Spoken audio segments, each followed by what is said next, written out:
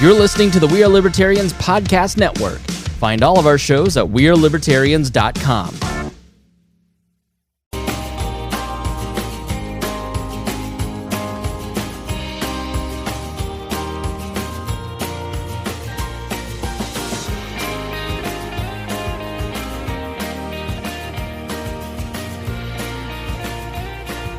Hello everyone, welcome to Enemy of My Enemy. This is part 2 if you didn't hear part 1, where we got to talk without any interruption at all about our feelings about the Libertarian Party Mises Caucus takeover. And so we kind of delivered what would be the equivalent of opening statements, but really I just wanted everybody to give their general overview, how they felt about the whole thing, because that's all these are feelings. What happened, and now we're going forward. They succeed. They succeed, they fail. It's all on them. I think they like it that way.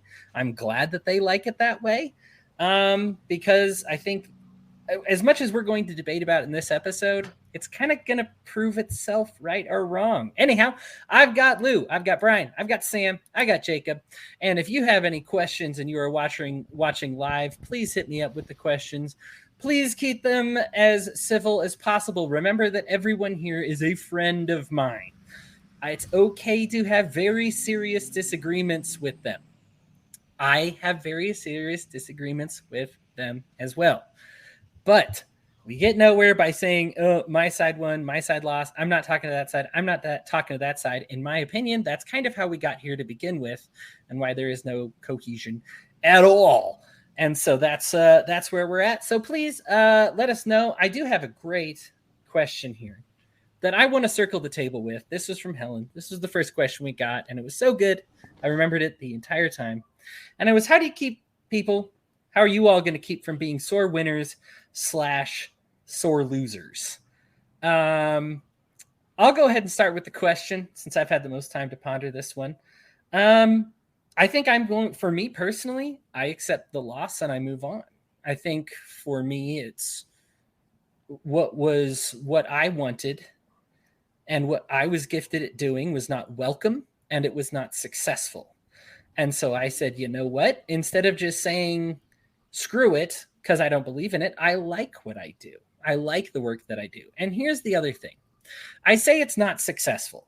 I specifically mean that it wasn't successful in a libertarian sphere, in a libertarian political party sphere. Because what we did here in South Weber with going against the police and fighting to get the homeless folks clothed, get their tents back up, it made a big difference to them. That's not a failure, right? That's a different kind of success. Did I have success when I show up to the state conventions, when I try to get X number of votes? No, I didn't.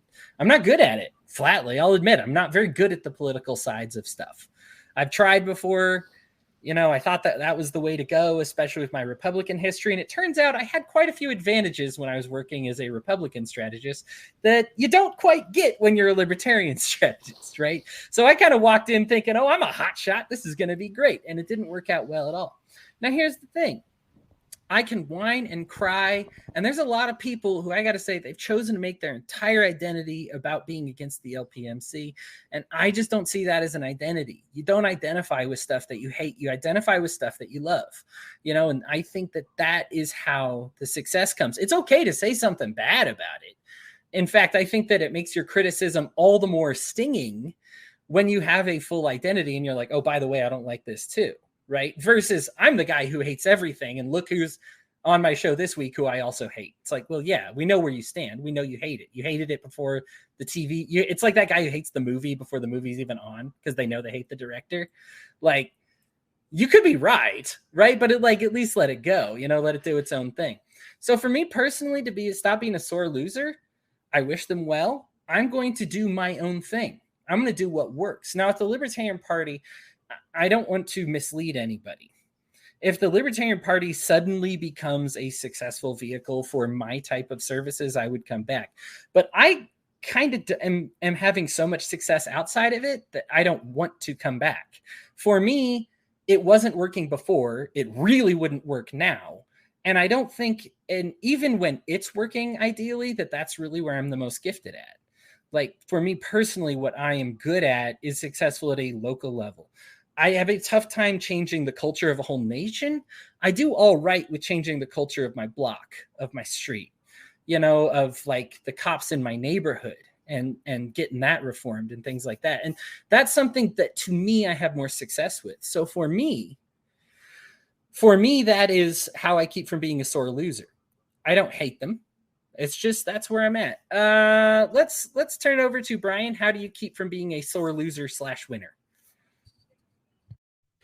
There's lots of ways. Number one, realize that you will lose. Not saying this in general, like the Mises Caucus is going to fail. Everyone that goes into any sort of agreement business, you can take that mental victory lap, but I work in networks. And whenever I hear of another network going down because of something stupid, I don't sit there and go, ha, see, those guys are idiots. No, because it's going to happen to you. Guaranteed, you are going to lose something. Now, maybe overall, the Mises Caucus will do the things that I've heard promised on here, but you will lose. And when that happens, maybe 30 years ago, you could get away with it and be able to go, well, we said some terrible things, but, hey, kumbaya, let's all hug it out and stuff like that. The internet has a long memory. And there's a lot of podcasts, and there's a lot of AI, and there's a lot of quotes that can be dragged out. And I've seen them in the comments over here going nuts tonight of terrible things that have been said. So if you don't want to be on the receiving end of that when you do lose, because I got news for you, caucuses lose, groups lose, it happens. Don't be surprised if it's handed back to you in spades. So just reality. Brian avoids being a sore loser by being grounded. It just says it happens. Sam, as one of the W's, as one of the winners here, how do you keep from being a poor winner? I gotta turn this off. 1 second. He avoids it by being rich. Yeah. Sorry, I had to do that. How do I avoid having a bad attitude as a winner? It is still on. Let me turn this down. Perfect. Death metal, what listening to? No, it's the YouTube show, and so I don't want it echoing in here. But how to avoid being a sore winner? I mean, I guess it's just staying focused on the whole point of what we're doing. Like, we're not here to run in circles and be like, yeah, we won. We're here to take on the state. I think that's kind of my simple take on that. What do you got, next person? Oh, all right. Sam, quick and clean. Lou, how do you keep from being a sore loser? Because I'm not a loser. This just isn't my team anymore. I've left. I've moved on. Okay. But yeah, all right. I didn't lose because wasn't my guys. Okay. Jacob, how do you keep from being a poor winner? Well, I think the only thing I know to do is just to try to keep doing what I've been doing, and if anything, try to double down on putting the work in and not, I think some people, it's just inevitable, right? They get to the end zone, they're going to spike the touchdown, and they're going to do the celebratory touchdown dance and all that, and it is what it is. It's not my thing. I think the best thing to do is to try to, all I can do is try to lead by example. And like I said in my my opening thing, like, the LP sinks or swims now by us. I mean, we didn't just win by a slim margin. Like we swept. And I'm not saying that to brag. I'm saying that more to put the pressure on us to say, you know what, like, we asked for this. We got it. Now we're either going to succeed. And I genuinely believe that if we succeed, that everyone here, including the people in the comment section, some of whom, aren't big fans of me, if we succeed in bringing more liberty to the country, I don't think anyone's going to be complaining. But if we fail, well, then we fail. And, then whatever setbacks happen, we have to own those. So, the way to not be a sore sore loser or winner, whatever it is to, this wasn't, here's the thing, like, this wasn't, we're not at mission accomplished yet. Like, this is not what the Mises Caucus was created to do. It was not created to take over the LP. Mission accomplished, done. No, it was always to take over the LP because we want to use the LP, turn it into a force to take on the omnipotent cult of the state, to bring more liberty to our country, and hopefully that results in more liberty worldwide. So, you know, to me, it's like, I don't even have that attitude of like, I mean, I'll be honest. There's a little bit of me that's like, yes, that we worked really hard to get to this point, and sort of like step one has been achieved, and that does feel good, but we got to keep our eyes on the prize. And so that's what my focus is on, and that's what I'm encouraging others to do, is to remember that this is not what it is about. We have a higher call, a greater mission, and we have to now take all that energy that we put into this project and put it onto the next project. Brian, go ahead, buddy. Yeah, I just have a question for both Sam and Jacob on this one. So let's talk about the planks that were removed. I'm not going to go into them in detail, but my question is this: if you're trying to reach out to grow the party, which you've said both left and right wing that they both exist in the MC, and that you have disagreements and things like that, if you are legitimately trying to grow the LP by broadening the tent and going to thin libertarianism, why even change those planks? Were those planks keeping people away? Because when you look at like abortion and saying that we are no longer a pro-choice party, we are now just open on the issue. You know, Jacob, we had this discussion, you know, about various polling that shows after that Supreme Court doc was leaked that, you know, it's more 65-35 pro-choice, and we can debate on when in the 40 weeks, 20 weeks, 10 weeks, last night, whatever time frame. But isn't that the point of this party? And removing the plank of bigotry, which was the stated goal of the MC prior to the convention, stated goal, because it was too difficult to get people to agree on changing it. And only after our vice presidential candidate came up and said, let's change it then a little bit. I would prefer it stay that way, but let's change it. Why didn't you do that with both of those? Because I know what you said was originally, we'll never get the votes, yet you did. So why not have these discussions as opposed to just... Sure.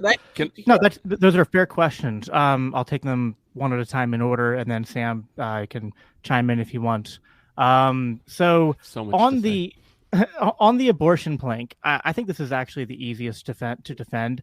One, because it's such a sensitive issue and people get so emotional about it. And I think on one hand, I think even people who are radically pro-choice would probably not necessarily like that. They might view that plank as being too lukewarm.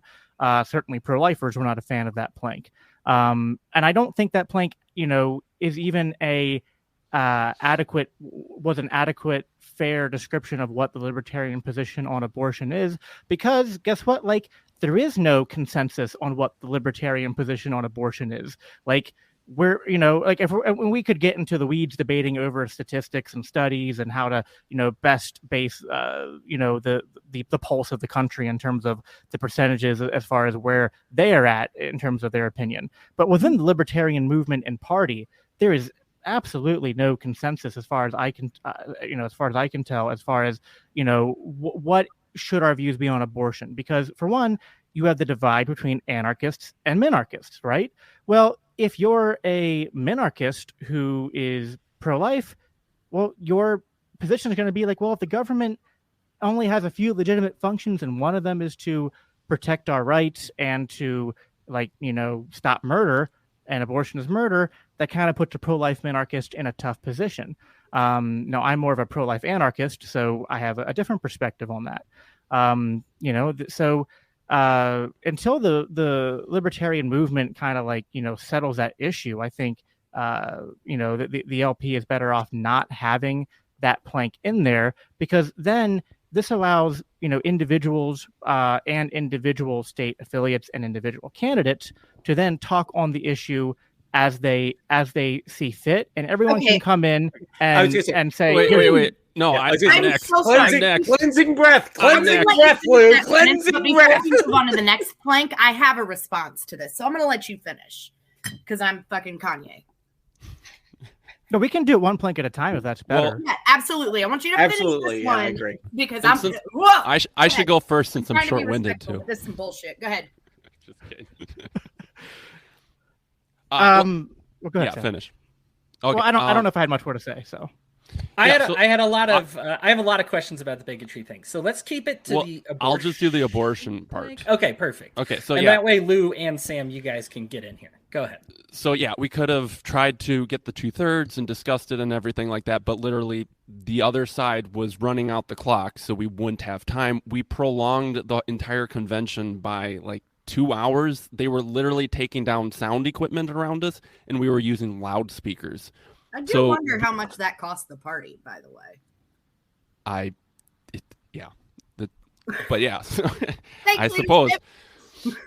But yeah, we took out the plank because it was easier than leaving it in, and it is kind of. I know some people say it's not technically a pro-choice plank, but most of the people who read it, and for the longest time, it reads very much pro-choice, and so we took that out because we wanted a minarchists to be able to participate in our group.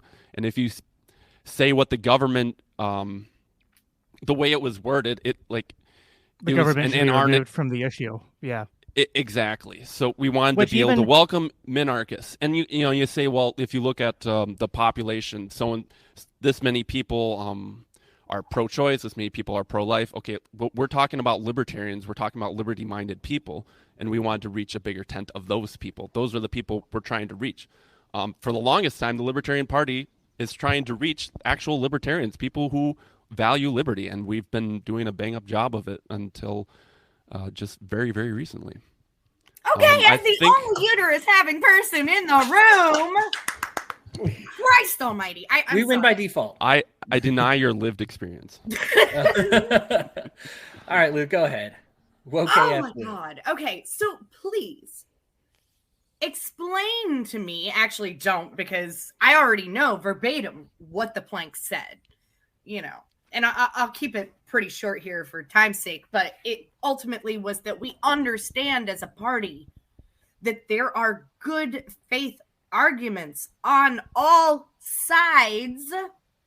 But we do not believe that this personal medical issue should be something the government gets involved in. Right. That's the Period. pro-choice You position. can't say it's good explain faith to me argument. What exactly about that is When people are like screaming not murder. pro-life? We are suggesting that you can be pro-life for yourself or want that for your family, your daughter, your friends, what have you. But here's where that plank came in and protected our candidates. It allowed them to have conversations with their communities and those who would be voting for them specifically to be able to say what they truly wanted, to represent, while not being in conflict with the national party, right? And we all know this is as plain as it gets. The statistics are there. Banning abortion doesn't help anybody. It only causes harm to women. Okay? Period. The end. And by at least indicating keeping the government out of abortion, regardless of your be pro-life. I respect that. I am someone who I will die if I get pregnant again. Like, I almost died the last time. The stroke almost killed me. Okay? It can't happen. So if God forbid, even if all of the measures that I've taken not to, something happens, the only way to save my life is to have a fucking abortion. And to take that plank out takes away anything from the party that backs my ability to say, I am pro-choice, as in I have the choice to make a very personal medical decision for myself, and I respect your choice to not get abortions and to even promote ideas on why you think abortions may not be great. And abortions are hard and terrible, painful things for those who have to have them. Okay? They really, really are. And that plank gave people like me something. Honestly, it was kind of life-saving, especially now when you look at what's coming from the Supreme Court. And you don't understand that. There was nothing in that plank that was specific pro-choice or pro-life. And the reality is pro-choice includes and encompasses pro-life. And the Mises Caucus especially loves to push back on wokeism and the buzzwords, right? But what they have made pro-choice to mean is pro-abortion, and that is not what pro-choice is. Okay? Pro-choice is you have the choice for yourself to get an abortion or not. And we as libertarians will defend your right from the government impeding on that. Instead, we have old white dudes in marble buildings deciding that my life is not worth living if I accidentally get pregnant with my husband with whom I am monogamous and trying very hard and doing everything I possibly can not to get pregnant. So two things on absolutely bullshit. So two things on that. One, you can say, oh, well, pro-choice encompasses all these different things, and some people are misconstruing what pro-choice means. Let's say you're even right on those issues. Okay. That didn't really rebut any of the points that I think Sam and I brought to the table, which was that, like, that's your perspective. And let's even say again, it's the right, let's say for argument's sake, it's the right perspective. Not everyone agrees with you. It's a very divisive issue. And I don't think that having that plank in there made it easier for pro-life and pro-choice people to exist in this party and work together on the things that they do agree in. Explain to me how it made it harder, especially for candidates. Because first of all, this goes into if you're a minarchist or an anarchist, depends how you define government, and it depends on the implications of the statement of removing government out of it. For example, isn't that what an anarchist wants? But again, but we also want minarchists in the party. Yes, the Libertarian Party is not the anarchist party. It's a coalition of libertarians who are minarchist and anarchist. Okay, but yeah. No, listen. Minarchists want as little government as possible. Anarchists don't want government. So I don't. But again, this gets into how you define government, because I wouldn't even say. I wouldn't even say that candidates on a local level can say locally we're a conservative group of people. They can still do that. They can do that right. They can do that even more freely right now, because now people won't go to the plank and go. This sounds like Baghdad Bob. What the hell? You're not supporting the ability for two LP candidates, one in San Francisco and one in Norman, Oklahoma. The current status quo is it 100% more than the previous plank enables people to take different positions, because now there's no uniform position that people are going to be held up to as saying, oh, well, your platform says this. A uniform position. We just wanted the government out of our uteruses. But again, you know how many people came up to me and told me that they would not support the Libertarian Party because they were pro-choice? How many? At least 5. We've got more than that in the comments. I'm just we got saying, more than that in the comments who disagree with you. My only point is that it reads pro-choice. Hundreds? Really? Hundreds. Yes. I want to see some numbers. Because if you have hundreds, this should be easily reproducible. Go out onto the Mises Caucus Facebook page. Do you support removing this plank, and do you think it's a good thing? I would like to see those hundreds. I would then counter it with another group who will ask the exact same question. Let's compare numbers after they're done. Any day of the week. I have a question. Would everyone be open to putting in a plank that was better worded? Oh, yeah, but that's what you should have done. Yeah, that's what we wanted to do. It was floated around. Time. No, hang on. We couldn't. And you could. They should have come. They made all these plans. Heiss has a whole fucking memo about, what platform Move. planks they wanted to mess with. Why? I talked to is that Angela one not McArdle, open? and I said, we really need to change when the convention is. It's when we're trying to get ballot access. It's a terrible time. Why do we do it this time? And she said, yes, absolutely. We won't have time this convention to do it. But next one. But that's next thing on the agenda. Like we didn't try to do everything. We just did what we could. Hold on, hang on. Okay, hang on. Go ahead. Real quick. Brian. What is more important to the Libertarian Party overall?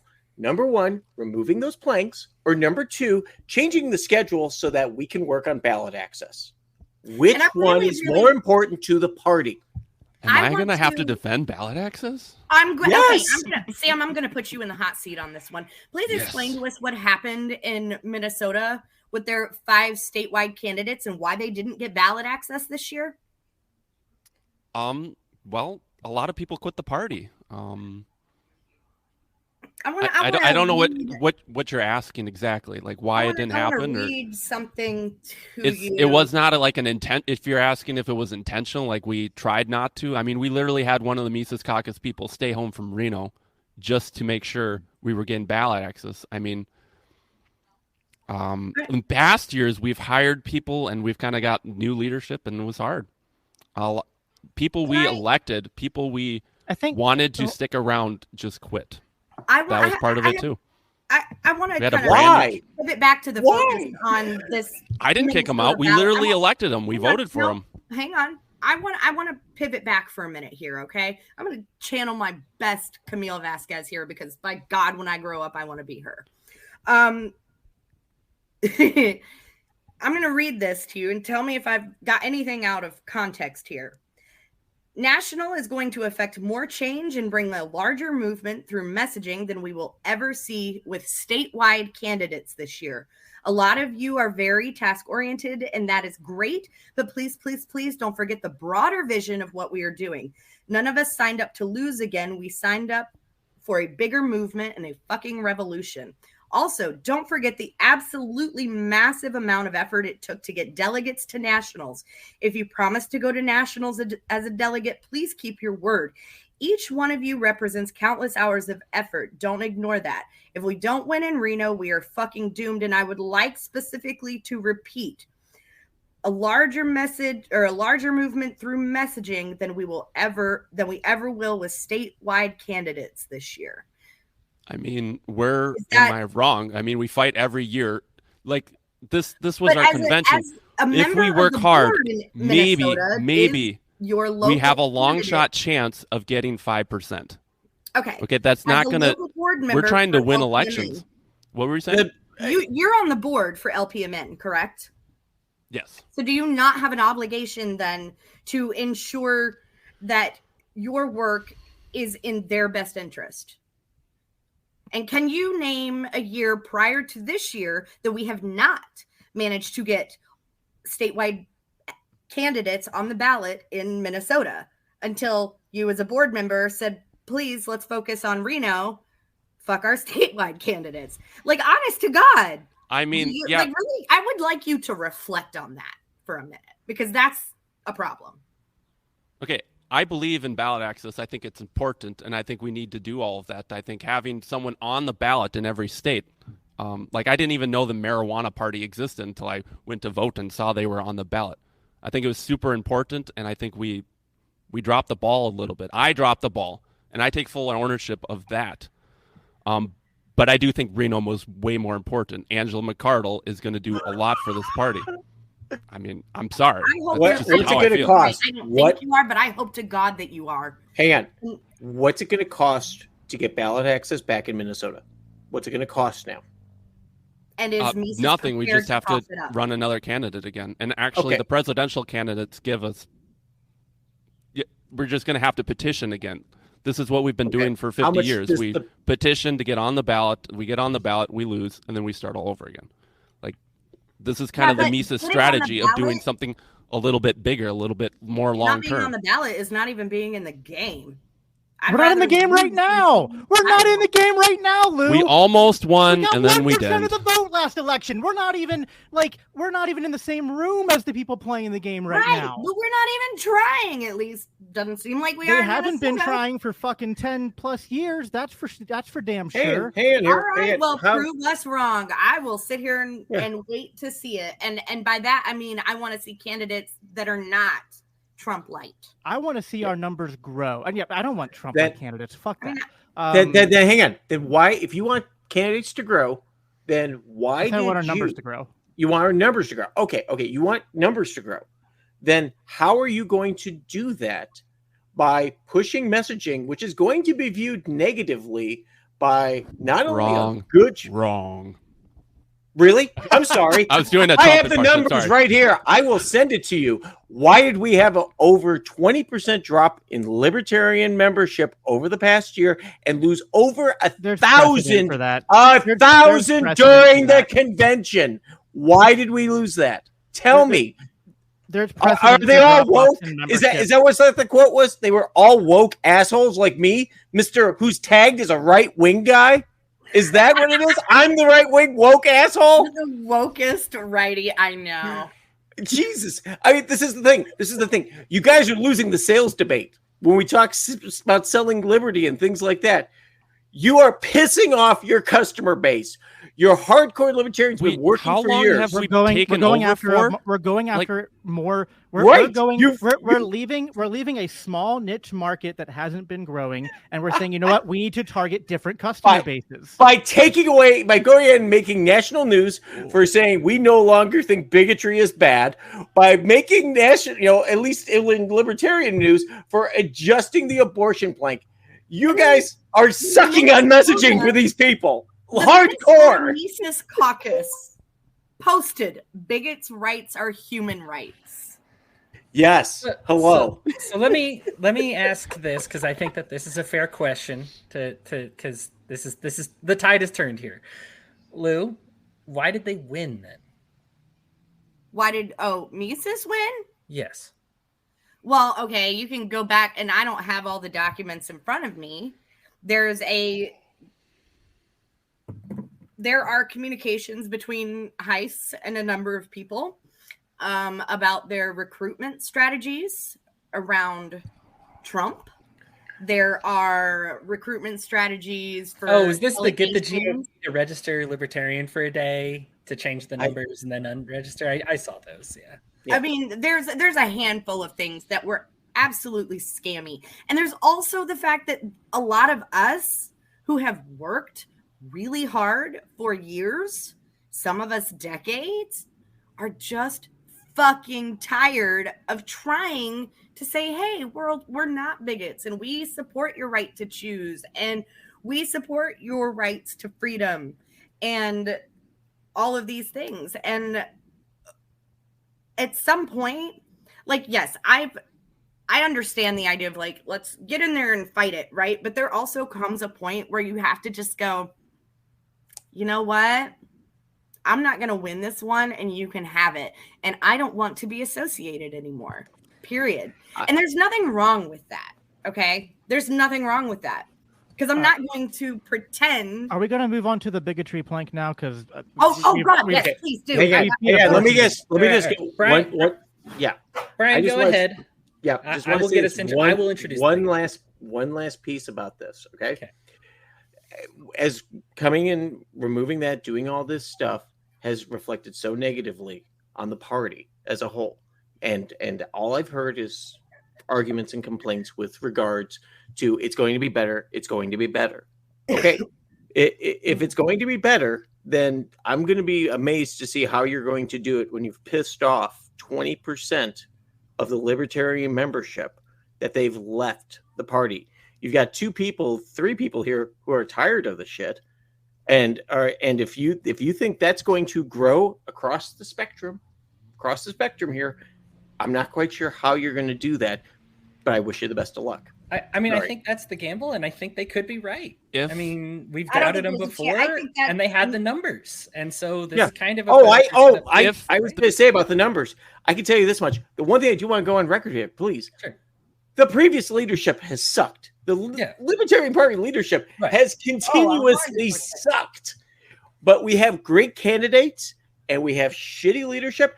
And when I look at the numbers, I don't even, I understand why we get shitty leadership, because all the hell that people go through in this party, all the bullshit and all the Sarwark and Arvin and everything else, yeah, they attracts those people, okay? Because it's such a fucking junior high school mentality. And I look at it and I just laugh. I go, this is how you don't run a board meeting. So, Yeah. that's Well, why. That's why they won. Proof is in the pudding. Go ahead, Sam. You're very quiet. Go ahead. Okay. So, yeah, I think it's a great question. How did we accomplish all this? How did we win? I mean, if we're just pissing people off and everyone's just quitting and we have terrible marketing ability, like, how did we win? I think we related to a lot of libertarians and we motivated a lot of libertarians. Losing ballot access in one state to make sure you're there. It doesn't matter who. Literally bought If you delegates. guys were doing great and everything, and the Mises Caucus came in, we wouldn't have won. I'm trying to think. Struggling Sam, your point struggling is to fair. maintain ballot Yeah. access year after year and not growing the party or movement in any meaningful way. Sorry, that was not good enough. And now listen, in this reorganization to of the trade party, one for the other. have there been some missteps and have there been some short-term costs? Yes. But yeah, we're betting that we're going to make up for those short-term setbacks and losses in the long run, because we think that we're actually going to grow the party in a meaningful way over the next year or two. And again, like I said before, now if we're wrong, we got to eat crow. We got to step up to the ball and do what we said we're going to do. Right. We're all on Wait record for on this that podcast. We've all hedged our bets. Yeah, I mean, if This we're is where the wrong, bets I are. would definitely leave the Libertarian Party. Right. And so this is just the Mises Caucus. Well, and hopefully, and like that's the thing is like my worry here on a lot of this stuff is the overcorrection, because I see a lot of the people who literally join the Mises Caucus to get rid of Nick Sarwark, then they have Nick Sarwark on their show talking about how crappy the Mises, and I'm like, what happened to you? One of the things that I didn't quite have time to because my own opening statement ran long, but I was seeing a lot of these people suddenly like weaken out on like gun laws, taxes, even wars. And it's like, what's happened to you guys? Like, just because the Mises Caucus seems to represent like what they talk about Yemen, so all of a sudden we don't? Like, it's just like the whatever you're not is what we are, whatever we are not is what you are kind of thing. And my thing, Sam, is like, my hope is that someday this, again, whether the Libertarian Party is an appropriate avenue for me or not is a different decision, but I don't think it's one that should be, oh, Sam leaves because his bets were wrong. My hope is that we take this conversation, we know what our bets are, and we learn why the other side was right or wrong. If the other side was wrong, I don't want you and Jacob to just like have to commit ritual suicide. I want you to both be like, oh, leave. Okay, no, and now honestly, I understand, right? And here's what, like, what I mean when I I'm say here leave for the Harikari. No, I'm kidding. it's just that, terrible. like, if the Libertarian Party isn't doing anything, like, I don't feel useful in it. And that if we're not somehow successful, if there's no change, then I guess if someone else has a great idea, I'd be down for it. Who are they coming for? Who are they coming for? I think they're coming for Sam. Sam, you pissed them off. The feds are on their way for that ballot access screw up. All right, the police are here to usher in what will probably be our final conversation. And look, I'm going to summarize everybody's question about bigotry in one big fat bigotry thing, because honestly, that's been the overwhelming question by 90% of the things when I say, what do you want me to talk about? It's something to do with the bigotry. Jacob, I will have you open on this one because in specific, you made a joke. I believe I actually got the joke and I could explain the joke, but a lot of people do not like that you said if the LP National tweets the N-word, that no way Jose will now join it. Now, I'm hoping that you understand the optics It's of okay it. now because bigotry was removed. Well, Right. like if I was tweeted, I would Yeah. never tweet that from a state affiliate account or anything like that. I'm standing Right, from you're my not own Kaufman, personal right? account. I Yeah. was gonna say coffee. Yeah. So I mean, listen, jokes are jokes, and if you don't have a dark sense of humor or irreverent sense of humor or whatever, like to each his own. Whatever. Well, can you explain the joke? Because I think some people genuinely don't know it was a joke. Like, oh, I mean, the right. joke was just that, so Jose, a fellow podcaster, friend of mine, and, he has a dark sense of humor too. And they like to, they don't actually say the N-word that often, but they'll joke around about can you say the N-word or not? And so just as a joke to my friend, because he's actually an agorist and he kind of thinks that the LP is like just a dumb idea in general. And so I was just like, but if we can get the LP National to tweet this out, then he'll have to join. It's just a joke with a friend. So that is what it is. It's not really a joke. It's a statement of fact. If the LP National were to say the N-word, the person you were talking to actually said they would join.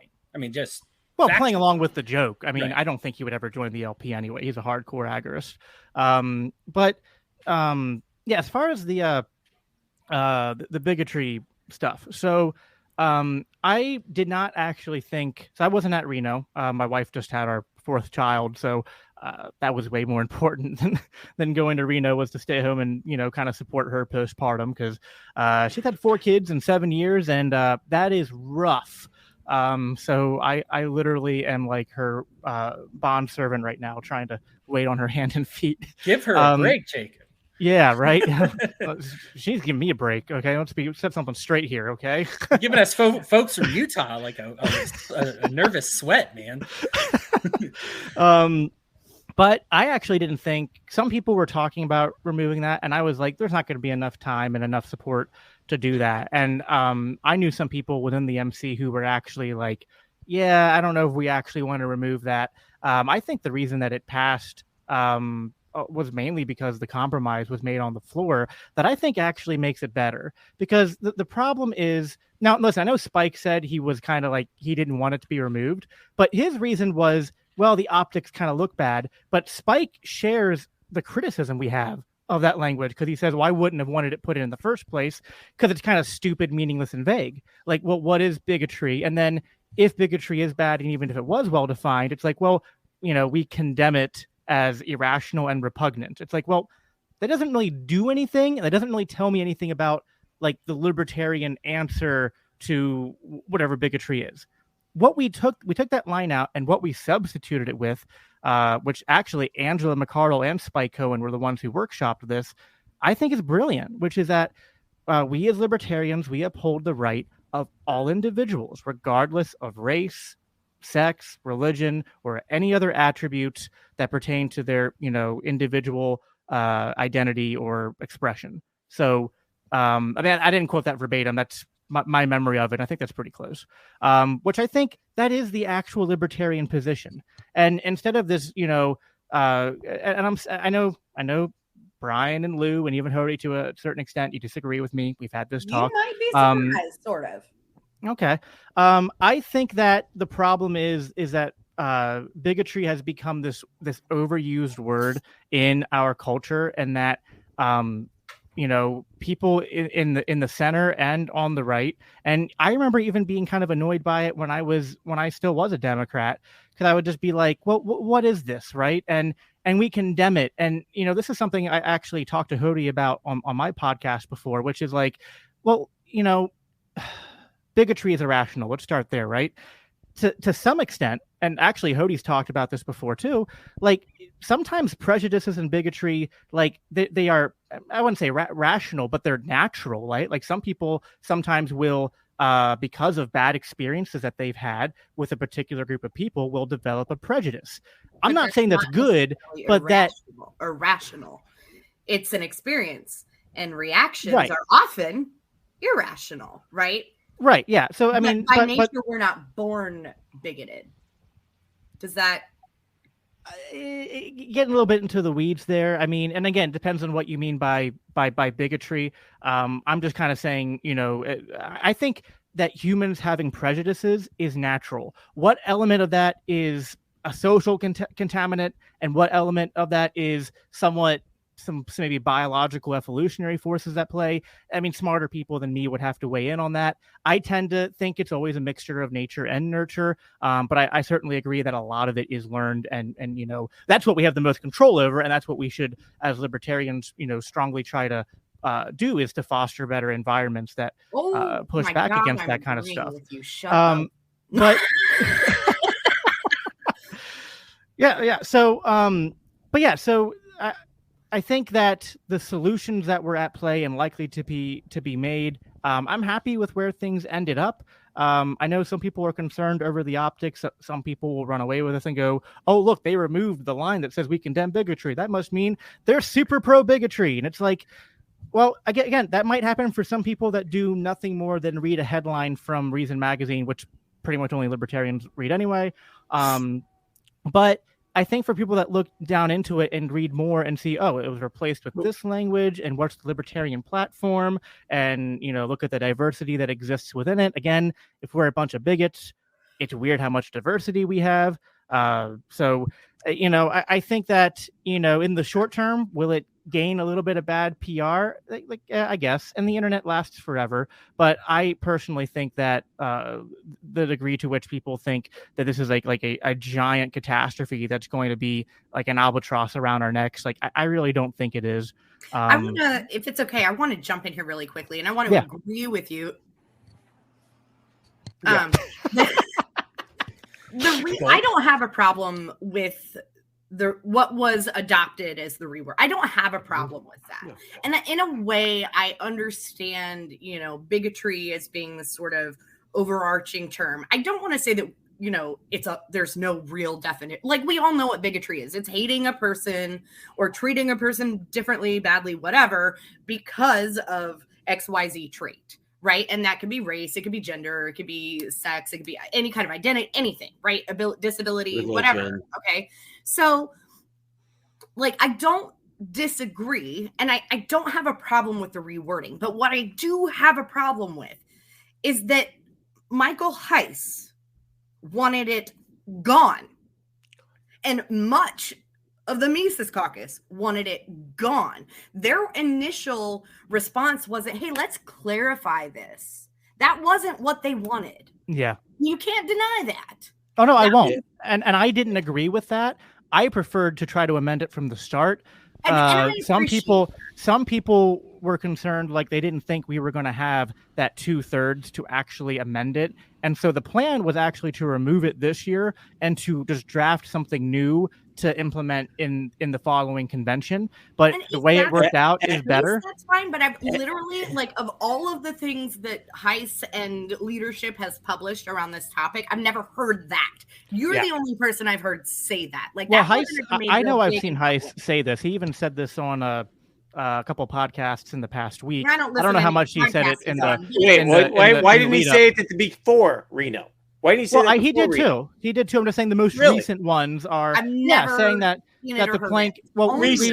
Saying that the plank over, because this is one line within a very lengthy plank, actually. Oh yeah, no, and that honestly, we all thought that the plank was good, minus that one line. And to be fair, I don't think that this would have come up if a lot of people in the Mises Caucus, including me, get a little bit irritated with that word when it's been used as a bludgeon against us for the past 2 years. I mean, I've had people. I mean, I'm going to get a little bit personal here. Yeah, I've had people. Woke. I get it. Yeah. Yeah, but there's a difference between people saying you're. How's there a difference? You don't get to say there's a difference when you're not the one. Let me back it up. I'll back it up. I think that there is a difference between someone saying, "Oh, you're woke," and someone saying, "You're a Nazi," and I hope that the state comes and takes your children because anything raised by you will be subhuman. And then people calling CPS on friends of mine within the Libertarian Party of Pennsylvania who were defending me. And by the way, that person wasn't even a member of the Mises Caucus. Well, and they had CPS I don't know about called that on situation. Her. That's terrible. But my point is, I think that the worst that you can say about someone calling you woke is that they're making fun of you. When people are calling you a Nazi, do you know there's a lot more negative connotations. People have the cops or DCS or whatever called on them because they let their 6-year-old put on a dress because they were curious. Yeah. It happens far more. Well, fuck, I guess I'm woke because my 6-year-old son has worn a dress before. Yeah, but this is the thing. Okay. This is the thing. When you weaponize this bullshit, when you sit there and say they're woke, they're a Nazi, they're this, they're that, I only call people Nazis when they're walking around with the brown shirts and the little armbands and doing the little, goof stepping. Well, that's you, Brian. Like but unfortunately, there's a lot of people who. Wait a minute. I don't Are you disagree, judging but me by in my the last same name here? token, You got people calling the woke. Well, including me, which is the one I laugh at. I'm like, wait, I'm woke. Our children to be, with this gay agenda. No, listen. I will agree with you that I do want all my kids to be gay because then my house would be beautifully decorated. No, I'm kidding. I'll grant you something, Lou. Okay, woke is a bit of a boogeyman. I have my issues with. Oh my God! Now, let me clarify this. I do have my issues with a lot of the woke point of view. I do have some issues with social progressivism that I think has gone too far. At the same time, I think that sometimes within our own circles, it tends to be something that people get a little bit too overreactionary towards. And as you all know, I've been on the receiving end of that a couple times. Okay. So again, this is not, I don't sit here and go, the Mises Caucus is perfect and has always done everything exactly the right way. And there's nothing we can learn from the past. And there's no room for the culture and the leadership and the direction to grow. And we're not a monolith. So, I actually kind of agree with Jacob in a lot of that, of what he just said. I mean, the wokeism from the party. So, right. That's what's been constant messaging. We're getting rid of the wokeism in the party. The quote, those liberals, those coast people, all these other things, which I fall into none of those, yet I'm somehow associated with it because I thought, hey, the optics on this are really terrible. To be fair, the point is that we're appealing.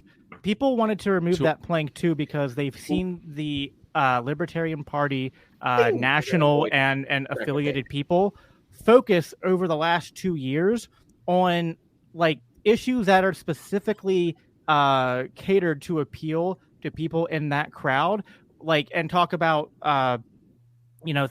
things like that. While there's been increasing wars, while there's been increasing totalitarianism here in our homes, businesses destroyed, people's lives ruined because of lockdowns and business shutdowns and vax mandates and all of this stuff. So I think that the sort of none of the stuff exists in a vacuum, I guess is what I want to say. There's a build up to this. There's a natural evolution to this. And when people see, well, what does the Libertarian Party National focus on?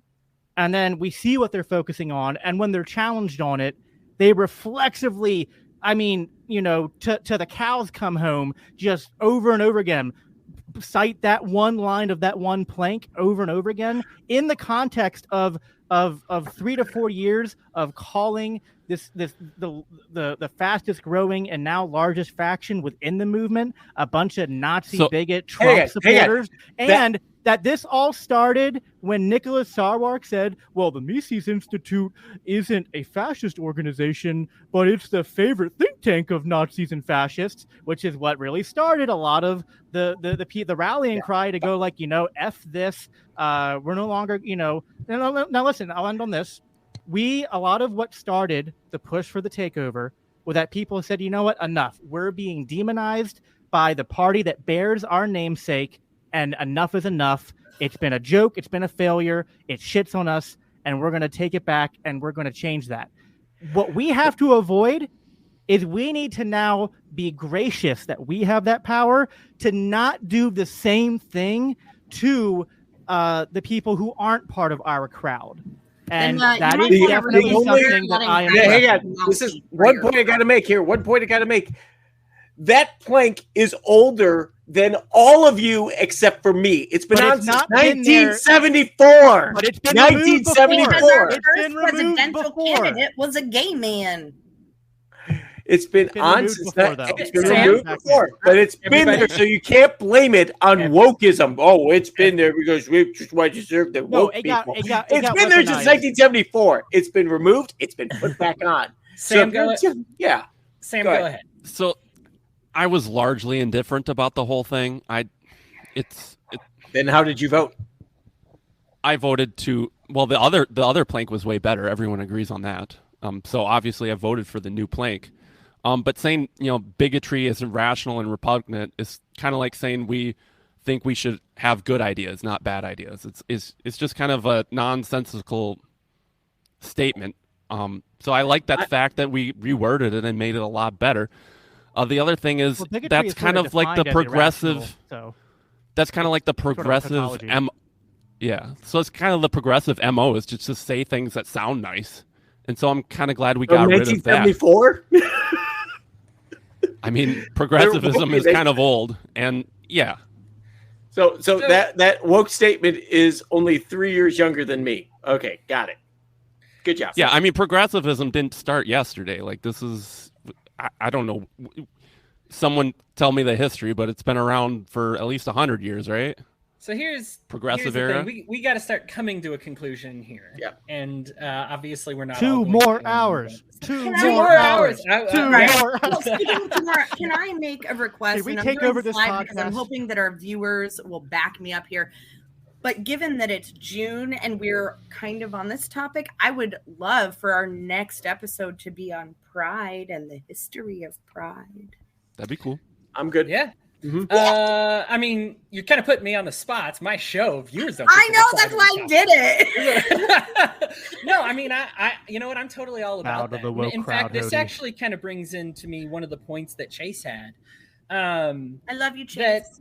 That Chase had, because I think it's funny because he was talking about, like, you know, Stonewall and how, like, of course the new, you know, regime isn't going to talk about it as much as he'd like, but the old regime didn't really talk about it either. Like, this is a group of voters that unfortunately has been isolated by everybody, right? Like, unless you're like some kind of weird Church of Satan person, you probably don't like LP National, like, very much, right? Recently. And so, like, that's just the way it is. Now, I do want to say this, like, a lot of this is going to come to fruition soon.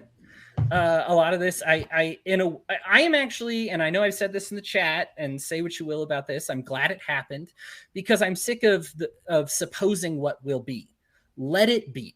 Let us see what will be. And if you're right, great. You don't need to constantly remind us every day, but it's okay. Like, then you will see that you were right. Now, obviously, I understand why you fought it. I'm not saying that you should have just given up and whatever. Like, if you have these convictions and you feel that we are on the, I think, what's it, like Vosh said, like, we're on the verge of a genocide here in America. And, like, if you think that, like, this is going to be a liability for liberty going forward, totally understand all that stuff. But you should at least, if you're going to take any silver lining from this, you're going to find out. Right? Like, so, and this is actually, for me, the bigotry one is a great one to end on, because I listened, by the way, good friend of mine, Dan Smoltz. He's a big LPMC dude too. He does all Spike's, like, he does a lot of, like, the commercials and stuff that you see. Have you ever heard Adam Nutter's joke about Dan Smoltz? What about Smoltz? I always forget how to pronounce his last name, but he said, like, Dan Smoltz is what Tim Burton would draw if he was trying to draw a libertarian. Oh, that's pretty good. I like it. Yeah, you know, he runs it's called The System Is Down on YouTube. If you want to check him out, that's cool. But, like, so he had a lot of the LPMC folks after this, and they were talking about this plank in particular. And they said before, all you could do was condemn it and just say it was bad. So if somebody hangs a whites only sign outside their door, that before, all we could do is say, I condemn that. That's irrational and repugnant. It's bad. And their problem was, we already know it's bad. We want to be able to do something about it. Now, I am very curious as to what the LPMC is going to do about it, because that may even go further left than what I am prepared to do, which is condemn it and hope that a culture takes care of it. But I wouldn't stop it at all. Right? Like, I would say, you know what? I'm not going to use physical force, but I find what you're doing sickening, and raise a culture that my kids don't shop there, my friends don't shop there, until you have, you know, kind of stopped, let go of your bad attitude. And of course, like I said, do it with love. I'm not trying to cast them out, but I am saying, hey, I'm not going to visit your petty shop while you're discriminating against my friends. You know, that, for me, that's what it is. On the podcast, of which had, I mean, we're talking all the heavy hitters. I believe one of them couldn't make it, but I mean, we're talking Heiss, both Smiths, you know, Spike Cohen, and obviously they said they got sick of it just being something that they just said verbally, we condemn it. They want to be able to do something about it. Put up or shut up time. Do something about it. And we're going to be able to find that out real quickly, because bigotry is a thing here in the United States. You can argue about how prominent it is, but now we're going to get the MC being able to step in and say, no, now that we see it, we're sick of just saying we condemn this as irrational and repugnant. We're going to do something about it. And I think that's a fantastic standard that you have set for yourselves, that the leadership has set for themselves with this new plank. And if that's what they mean by the new plank, hats off to you, right? If that's what you intend to do by this, like I said, it's probably a little more interventionist than what I would do. But if that's what you mean by it, then hey, hit it, like go at it. Like I am excited for what you all intend to do to live up to that. Of course, my suspicion is that perhaps we might go back to ignoring these things or downplaying them, because I've seen some of the people on the podcast, that's usually how they handle it. But if they're saying, no, this is a new standard we're setting for themselves, I've had to set standards for myself that I fall short of before. I'm glad. I encourage them to do so. And I hope that they do it. Now, you also, and I think that this is probably I know I said that was the good note to close on. The best note to close on here, even better one, is this doesn't get fixed if we don't police ourselves. Nobody is going to listen to Nick Sarwark say that the Libertarian Party, Mises party sucks anymore. They don't, right? Like no Mises caucus member is going to listen to. I do that all the time. Mises caucus. Is going to listen. Mises cock. No. The meat cocks. Nobody is going to listen to. No member of the Mises caucus is going to listen to Nick Sarwark and say, "Oh, okay, you were right all along. All right, you're right. It was good." And nobody in my camp is going to hear the Mises caucus and just be like, you wokest a-holes, and be like, you're right. I was a wokest a-hole the whole time. What you can do is when you see somebody, one of your friends, calling one of your other friends a Nazi, and that friend is not a Nazi, or they call one of your other friends a bigot, but they're not a bigot, then you can stand up for them, because that's the only way that this gets changed. Okay, no, everybody's pointing fingers at the other side. That's never going to be unity, because that's always going to be divisive. I don't want to hear from that guy who already hates me going into the conversation that I did something wrong. What I want to hear is the person who loves me, who's looking out for me, who cares about me, say, hey, man, you need to stop that. You need to leave that alone. You need to stop picking on them. So that's a challenge that I have from everybody going out on this podcast. Is that I want everybody to say, you know what? If I see that happening, I'm not going to look the other way. I'm not going to say, that's okay. They called them a bigot, but I get what they mean. They called them a Nazi, but I get what they mean. You know what? These are very serious things. I can understand why people get offended by calling somebody a bigot. It's one of the worst things you can be.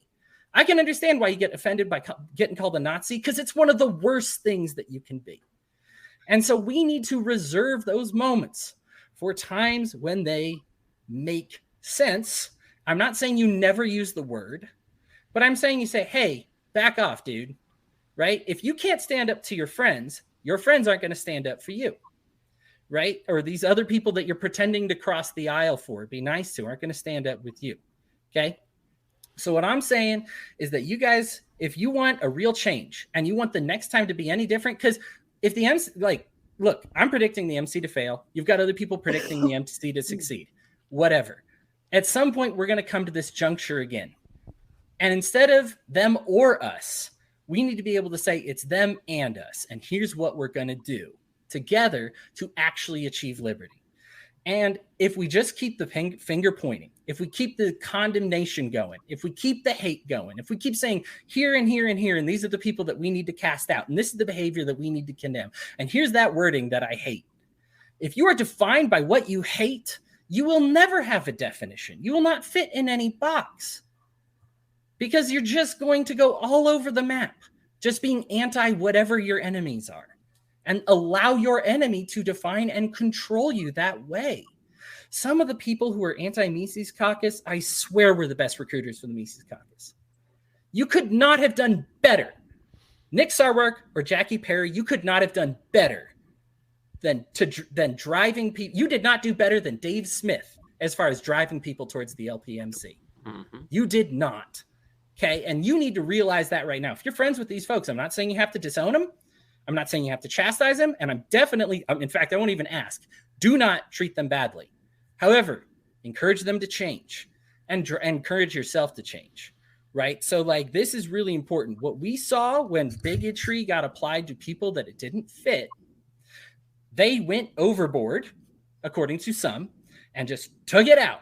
Right. We're not going to, fine. We're not using it anymore. Do you think it's going to be any different if we decide to add a plank that say we find Nazism irrational in a republic, bigotry, wokeism irrational, whatever you add, it's just going to be the same thing. We're going to keep getting the same results. All right, guys, I want to go around the circle and everybody give some closing thoughts. LPMC Takeover. Let's try to keep it focused on the future. What's your future going to be? What do you hope for? What are you wanting to see? What are you looking forward to? Give me the bright stuff. Brian, I'm going to start with you. Yeah, my soul is a dark morass of hell. So no, I don't know if there's he needs anything apples. I need. Yeah, I'm gonna fling a couple now. Really, honestly, what the one good I can see coming out of this is those people that are pissed off and worried that things are going to go sideways step up and support the candidates. I can think of Larry Sharp. I can think of Spike. I can think of all these other candidates that are going to need your help, and we got to step up and do that as a team. I think that if we aren't doing that and we become a party that's far more worried about appealing to certain voters and things like that to try to expand that base, we've completely failed. Cool. Thank you, Brian. Sam, let's have your closing thoughts. I was just listening today to Joe Rogan interviewing Lex Friedman, and they talked about Dave Smith and his presidential run, and I'm in the Mises Caucus, everything, and I didn't even know he mentioned that. It's gotten to the point where it's pretty common for Tim Pool, Dave Smith, or some of these to like bring up either Dave Smith, and now they were talking about Yemen and stuff like that, and I just think, for the first time, like we have the biggest mic in the world, and we can do something with it, and I hope we can capitalize on that. I hope the ideas of liberty are marketable, and I hope there's skateboarders behind me. Man, I wish finally catch you. But I just hope to God that we can do that, and then we can help people, and that we can change the world. I mean, that's why I'm in this. We get down into all these different petty things, and it's just like, I'm just here because I'm tired of watching people suffer. I'm tired of knowing that I live in a country that's just bombing the crap out of other countries, and that people are suffering like in like medical pain, and they can't take the stuff they need to numb it, and just all these terrible things that I think could be eliminated, and we could live in a much better, freer world if we adopted libertarianism. It's just this very basic philosophy that makes sense economically and socially in every possible way. And so, I don't know. I'm really excited to see if it's what we can do now that we have the biggest mics in the world. I'll just throw in one other thing. I'm not technically on the board in Minnesota. I'm the affiliate chair for the city in Albert Lee. So I do get a vote, but I'm not, like, I wasn't elected by the entire body or anything like that. Fair enough. Just throwing that out there. I appreciate the clarification. All right, Lou, your closing thoughts. I'm tired. My opinion on the overall Mises crowd hasn't changed. And again, a lot of that is personal direct experience with the Mises Caucus when I worked with them and supported them and their candidates. And, and then it was, well, that's okay. I'm just going to work for the party. I'm going to work for this or that. And I've always been a proponent of like stay and fight, but I'm also a proponent of self-preservation, and I'm tired. And there's nothing wrong or nothing to be ashamed of for saying, you know what, I'm going to put my hands up. You can have it. And as much as I would like to be as charitable as Hody and like I hope you succeed. Like, in what though? That's my concern. I don't even think that, you know, the Mises crowd, caucus, institute, PAC, group, supporters, whatever you want to call it, their goal isn't even the same as mine for the most part. So they're not, I mean, I guess if they fail miserably in their eyes, it might be some kind of success. But I don't wish failure on anybody. But this isn't the team that I want to play for anymore, and that's okay. Fair enough. Lou, just before I turn it over to Jacob, are you still working for Larry Sharp, doing that thing? I have contributed with graphics, but that is the vast limitation of what I will do, and that is mostly simply because, like, on a personal level, I love Larry. That's family to me, and I don't care what anybody says. That's my other dad. Sure. But I also built the original Larry Sharp branding years ago. So, you know, any updates made to that, like, that offer comes to me first. Right. I just asked because I know he's on the MC like advisory board. I was just we've had discussions about that. He knows I'm not. Okay. But I also know why he's there and what his goals are. And he knows what my concerns are. Larry's a great guy. We're very blunt with each other. Sure. Fair enough. Jacob, your closing thoughts. So I condemn bigotry as irrational and repugnant. Like, and I mean that. It is. But I think maybe some of the people are concerned that, like, we're going to invite a bunch of bigots into the party. Sometimes I hear that a lot. I saw some of the comments about that. You know, there are actually a lot of bigots in society still. And that kind of exists on a spectrum, right? Like, it's not like there's a, 100%, this person's a bigot and then a 0% and that encapsulates the entire population, right? Like, no, it's kind of a, varying degrees. And although I condemn bigotry, I don't find it useful to condemn people who hold bigoted views or who are bigots. And in a lot of ways, bigotry is antithetical to libertarianism. But what do we do about that? Do we just sit there and shout at them? And this appeals to just broadly what I think the Mises Caucus and what I think the Libertarian Party needs to do. We have to stop, like, wagging our finger at people. We have to stop just kind of like, we're the best and you guys suck, and just do better. We have to come up with, solutions for the problems that everyday Americans are facing. And we need to connect to them with messaging that is honest, that's principled, and that, that gets people to listen to us. And that means, like, if we're trying to grow the movement, like, we're a small, we're a small movement. We're a minority. We have to find ways to appeal to a lot of people who aren't libertarians, which means, like, there's that battle between, trying to find a way to tailor your message to appeal to people, but not losing your principles. And I think that that's what we're trying to do. Is we're not trying to bring people in here and say, put a rubber stamp of approval on them to say, like, you're just good the way you are. But you gotta, you gotta work on people slowly. And I think the best thing about what we're trying to do is actually our culture, is trying to create a culture around these ideas, around ending the Fed, around ending the wars, around, ending the genocide in Yemen, around saying, no more people going to prison for just having, a plant in their pocket. You know what I mean? Criminal justice reform for all the people who are serving, 10 or 20 years for a crime they didn't commit, but they couldn't afford to get competent legal defense to keep them out of it, for the systemic problems in our country.